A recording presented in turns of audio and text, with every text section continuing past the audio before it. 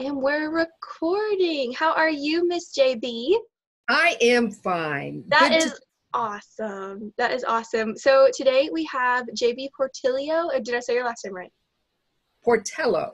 Portillo. I don't know why I can't get it right. It's okay because pretend it's an E. Pretend it's an E. Portillo. Okay, that actually helps. Of the Benton County Master Gardeners, and today she is going to tell us about weeds. We all are taught to hate weeds, but are they really bad?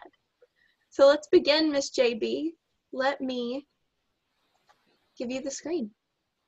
Okay.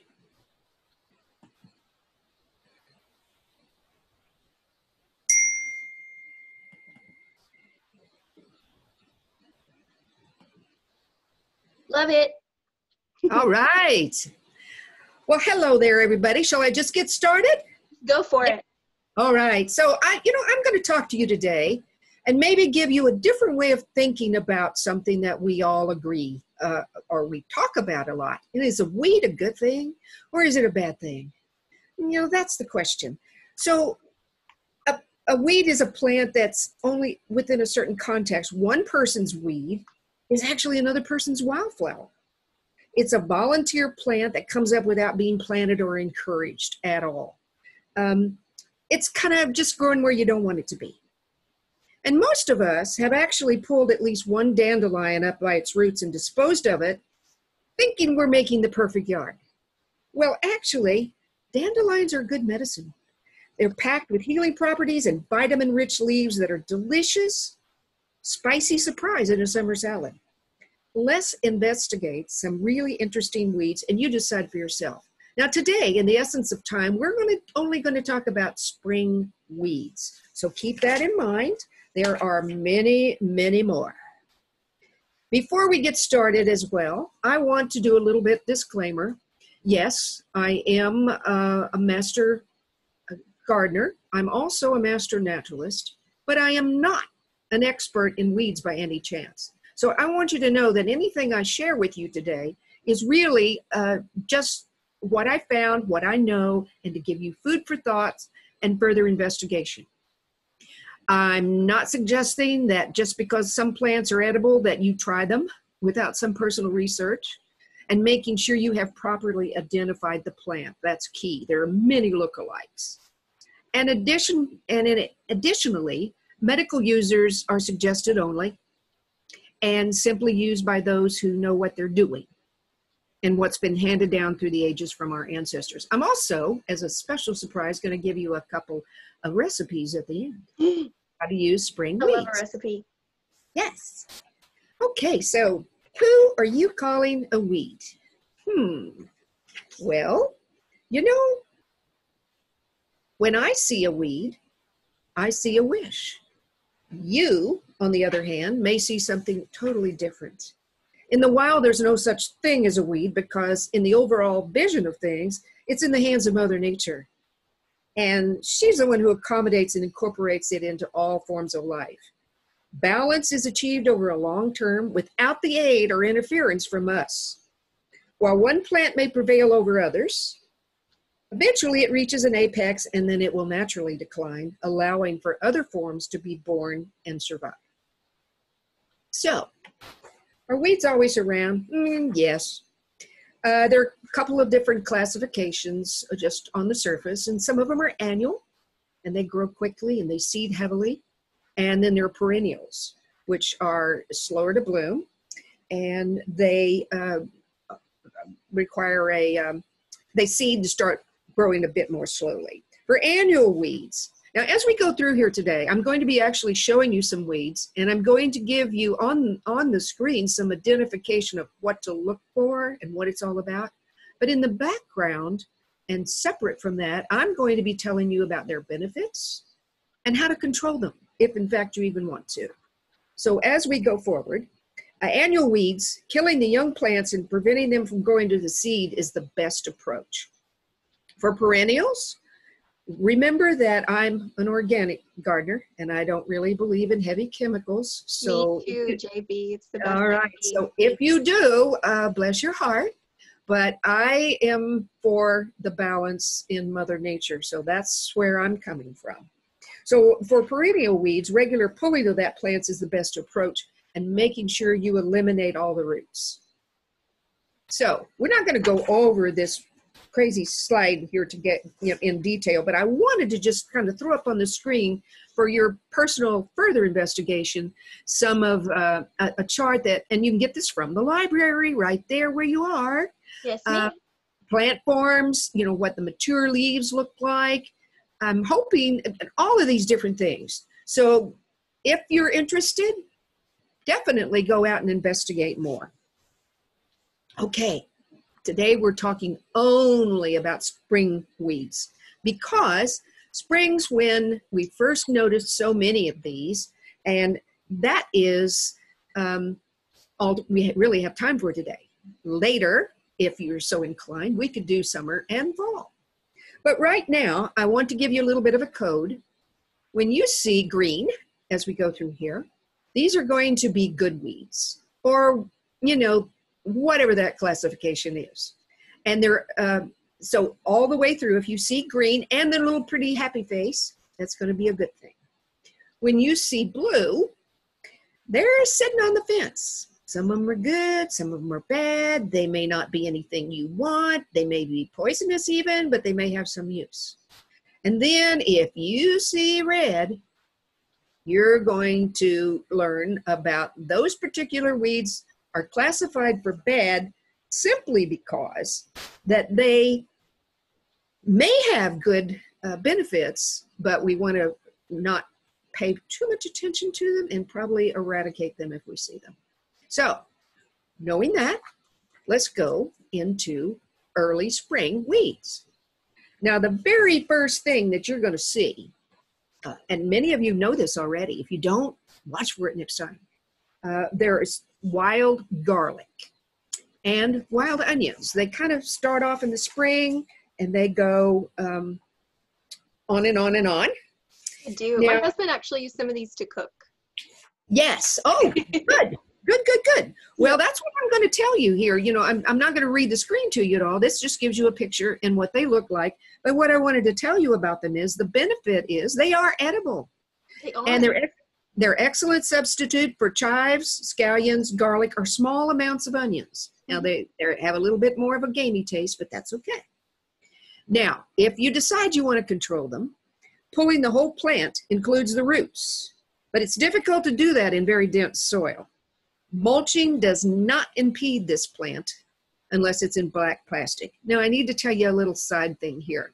As I was growing up, we had a dairy farm. And in the spring, one of the worst things that could happen to a dairy farmer is for the cows to go out and eat green onions or wild onions. Does the milk taste bad? It comes back and the milk is not fine. Okay, so keep that in mind. Right. So there you go. There are the first two. And you say that you actually, your husband has cooked some of these or used them in cooking? Yes, my husband, he is Panamanian, and they use a lot of garlic and cilantro. And one day we had cilantro, but we did not have garlic.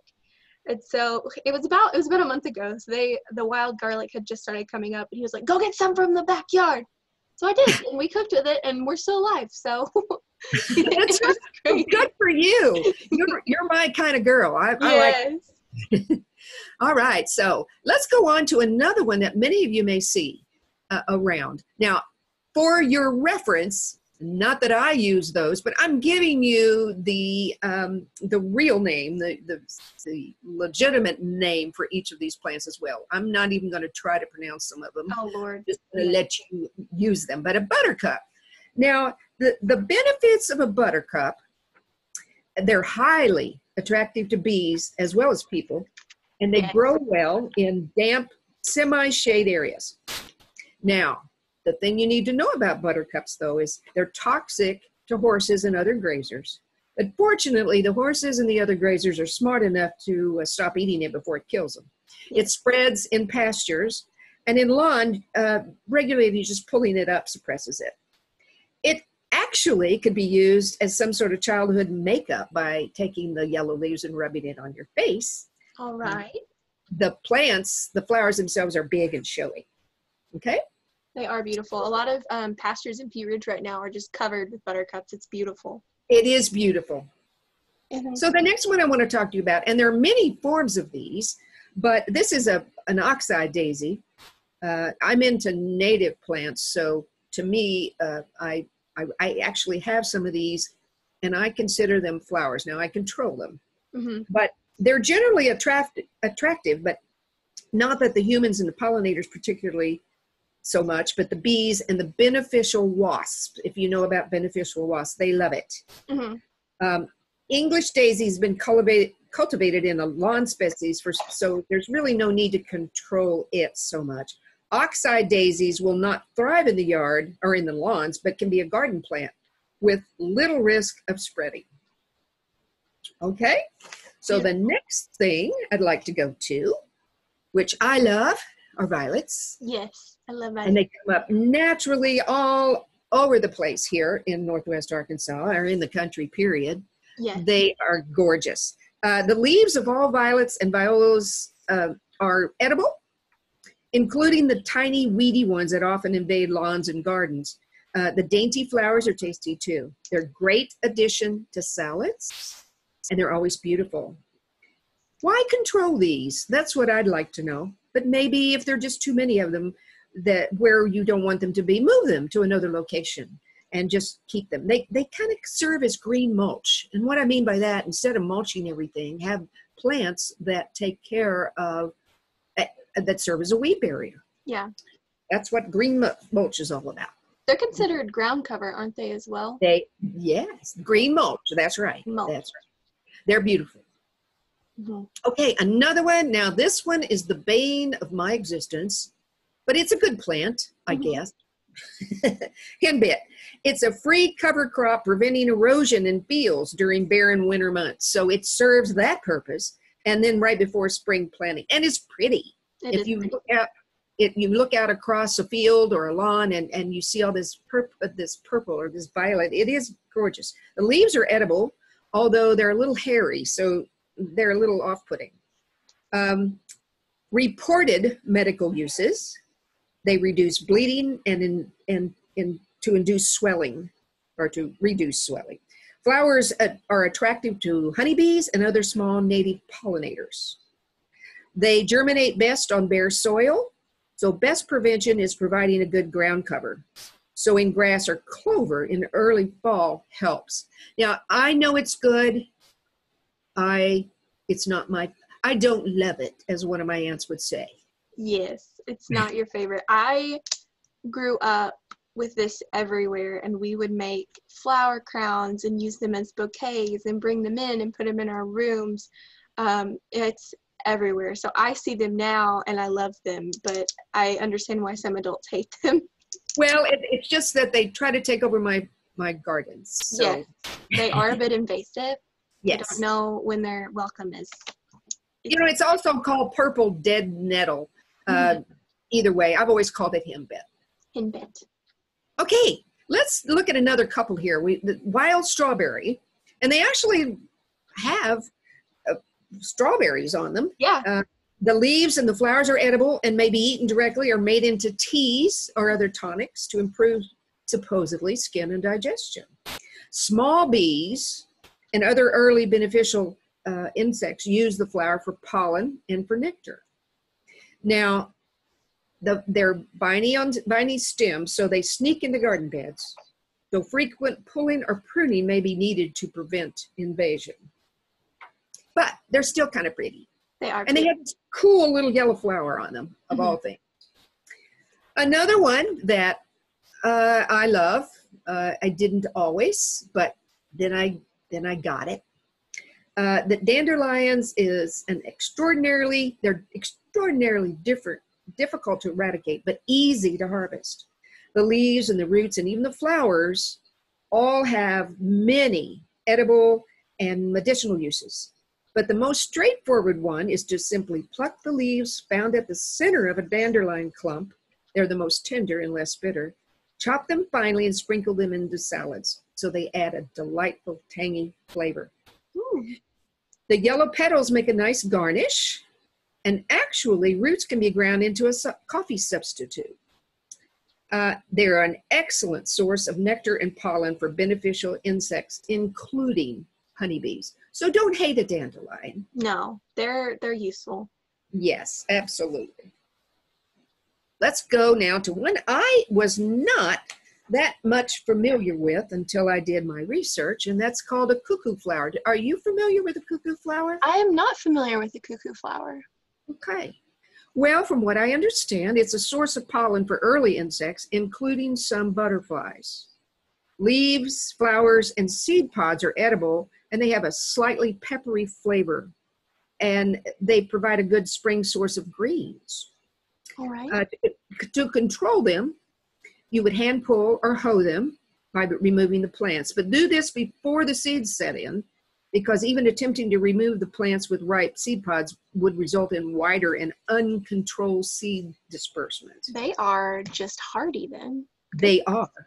And since these flowers are an early source for insects, it may be why they were thought to be sacred to fairies. True. Fairies exist. There would be a strong evolutionary pressure for them to disguise themselves as insects, so people would be less likely to recognize them for what they are. You are Just right. a little myth going on. Myth there. I like that myth. Yeah. One of the other things that are, one of the other plants that's out there in the spring is called heel-all. And it is attractive and low growing, so it's good for bees and other small pollinators. It's green all season. Ooh. Tea brewed from flower heads is said to improve various health conditions. Leaves are edible and healthy, but not that tasty, and it grows very easily. Have you ever seen this growing anywhere? I have. I did not know the name. No. Okay. If you want to control it, you would need to check its spread. It'd be good to be buried under a lot of mulch or topsoil, because Yeah. you can control it, right? Choke it. Okay. All right. Upward and onward. Let's talk about creeping Veronica, or sometimes called common speedwell. The flowers, have you noticed that a lot of these flowers, and I suppose it's Mother Nature's way of attracting things, but a lot of them are blue and a lot of them are yellow. Yes, I have noticed that. Do you know why? Well, I don't, but I'm going to tell you about one in a little while that's pink. Oh, right. And we don't know why, but it is. That'd be a good research article for you. It would. It would. And our patrons out there that are watching. That's exactly right. That's right. So with creeping Veronica, flowers are attractive to beneficial insects, and the foliage has medicinal properties, helping with cough and skin ailments. Not reported to be edible, though. To control it, you dig it or pull it. It pulls fairly easy, and it's very slow growing. Mulch may suppress it, but pulling is the recommended first. Here's one that is just so beautiful, and I wish this picture would come across a little better. It's called Bluet. Mm-hmm. I have never, they're kind of rare. I haven't truly seen one myself, but my picture before I stuck it in the PowerPoint was really gorgeous. Very beautiful and not aggressively spreading. And here's another one. Why would you want to control it? Just it's beautiful. Yeah, just transplant it so it'll be worthwhile somewhere. It may not be as prominent in Northwest Arkansas. It may be more so in maybe Colorado. I don't know, but I want to know more about it eventually. It's beautiful. It is. All right. The infamous chickweed. Yes. All right. Well, chickweed is actually a good plant. There are several other kinds of chickweed, but it's native to Europe, actually, but it's naturalized in the United States and throughout the world. So as far as the benefits go, it's edible and excellent raw. You can use it like sprouts and eat it in sandwiches, wraps, and of course, it's a great base for a salad. Huh. It's also good cooked and makes a good substitute for spinach, of all things. Really? Given chickweed's purported nutritional value, it might be more appropriate to call spinach the substitute for chickweed, you know? It can be great benefit to the soil. It's a good cover crop, helps prevent erosion, captures carbon dioxide, and maintains soil nutrients. So you see, it's a pretty good thing in spite of its name. It is. Yeah. To control it, it reproduces abundantly. You can control it by mulching. Hand weeding is best done early. It can be reduced by overseeding bare areas with clover, perhaps. And you're going to find out that clover is also another really wonderful thing, giving nutrients and especially nitrogen back to the soil. All right, next one up is ground ivy, creeping Charlie, creeping Jenny. Love it. Yeah, it's a good ground cover. There's a little need for mowing. It provides early nectar for bees. Supposedly used medicinally for eye ailments, ringing in the ears, and for clarifying beer as a hops alternative. All right. It's very hard to control. It spreads easily in shady areas, and hoeing is not helpful in removing it because it roots so easily. So you may not even want to get rid of it, but for a lot of us, it's invasive, but still classified as a good weed. All right, yellow rocket. I find this one really interesting, and it grows alongside a lot of the roadsides. It's edible and nutritional, kind of like broccoli, actually. The flavor is stronger, but if you cook it and it can be used for flavoring, it makes it more mild. And the yellow flowers are really beautiful. They are. It will not generally flower if mowed even once. Flower heads should be picked before the seeds set in unless you want it to be more prolific next year. All right, wood sorrel. This is actually a summer annual, and it's edible with a mild sour flavor. It's very nice, and the leaf texture is very delicate. It's sometimes called sour grass, though it's not a grass, and it tastes similar to rhubarb. It's not very competitive, and it's short-lived, so it's not even worth pulling it up. Just let it go away until next year. It looks almost like clover. It does. It's very similar. Huh. Another one that I was not familiar with before I did this is called bird's foot trefoil, and it's really a legume, which means it's part of the bean family. And it fixes nitrogen and helps enrich the soil. The taproot also serves to loosen compacted soil. It does well in dry conditions and in poor soil with high acidity. It also tolerates periods of flooding. It's kind of a survivor, I'd say.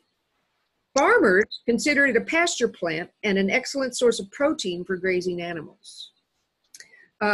To control it, if you wish, lower and more regular mowing will reduce its presence. Here's another one, black medic, a nitrogen-fixing plant, and like clover, black medic is attractive to bees and other small pollinators, though flowers are a bit small for the honeybees. If it's in the garden bed, just pull it. Otherwise, let it grow. Pretty. Okay, now you notice the screen has kind of changed a little bit. Blue. Yes, so these are like you make up your mind, sort of good or bad. It's hard to classify these because, you know, it depends on where your focus is. So, fleabane. Visual appeal is very limited, at least compared to the other daisies. It grows tall and looks ragged easily. Mowing or pulling it will manage it sufficiently. I don't see any other real benefits for it. It's pretty. Looks like a daisy. Yeah, it does. Part of the daisy family. Yeah, that's cool. Another one is hawkweed. Now it's brilliant in color, and bees and other pollinators, enjoy its bloom. And to control it, but because of its potential to be invasive, it's not recommended to be introduced as an ornamental to your garden. It is unpalatable to grazing animals. Okay. All right. Then let's talk about the bad boys. And again, it's all up to you whether or not you think it's a bad boy. But thistles, there are all kinds of thistles, and some of them are actually good, and we'll talk about those some other day. But right now, we're talking about Canada Thistle. And the only thing I could come up with for benefits is none. Although butterflies like the flower and the birds like the seeds. Well, the problem is it's a tall garden nuisance, and it requires persistent pulling. And don't let it touch your skin, let alone go barefoot in its presence. Control is repeated pulling. Repeated pulling. Did I say repeated pulling? Yes. All right. So calm persistence is the key in the battle with this weed. All right. The next one is garlic mustard. Now, the sole benefit of garlic mustard is that it's edible. It may be substituted for or added to greens and garlic or onions, and it makes a particularly good pesto. Ooh. This weed tastes like mustard greens. Of course, it's related, with a hint of, you guessed it, garlic. Harvested when young, the leaves are reasonably tender, though if the plant grows up tall and produces flowers, you can eat those also. Now, the problem is, that's why it's classified in the red group, it spreads wildly via seed and root survival and is virtually impossible to eliminate. Deer and few insects will eat it. Oh. Yeah. So, as I promised, I want to share with you another thing you could do with garlic mustard. Now, this is a traditional Irish dish. Ooh, it looks wonderful. It does, doesn't it? It's potatoes because, you know, Ireland and potatoes. Yes. But it uses mustard greens and butter and onions, and it's just really wonderful. You can find it in most seasons, excluding only like midsummer. Yeah. But it's less bitter when young. So I thought folks might enjoy that. Oh, definitely. And by the way, if you're interested, what I can do for you is send you the handouts. Now, it's too big to do in color, yes. But I could send you a PDF where, of course, you could have a lot of these things that I've just said, plus a copy of the presentation. Oh, yeah, I think that would be wonderful. Okay. And then another recipe that would be really fun, I think, is spring greens quiche. It does look good. I love to make quiche. This is great.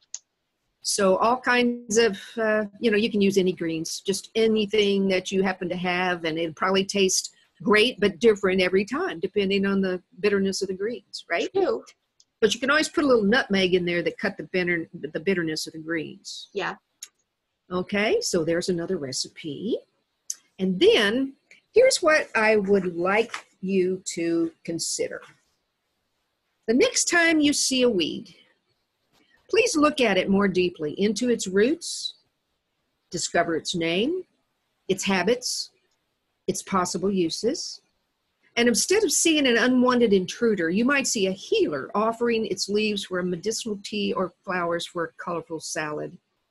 At the very least, if you look long enough, you will see a messenger from the wildness of Mother Earth, reminding you that even in the most carefully controlled garden, she is in charge. Very true. Thank you. So you decide, is it a good weed? Is it a bad weed? It's all in how you look at it. And then I have some references there as well. And, there's also, I don't mind if you share my email address if anybody has any questions. That is awesome. I love that picture there with those sunflowers. Thank you so much, JB. This has been wonderful. If our patrons have any questions about gardening, we will definitely point them in your direction. I look forward to being able to share this with people. And you have a great weekend and stay safe. Thank you. And someday I want to meet you in person. Yes, I agree, Miss JB. Definitely. Bye now. Bye.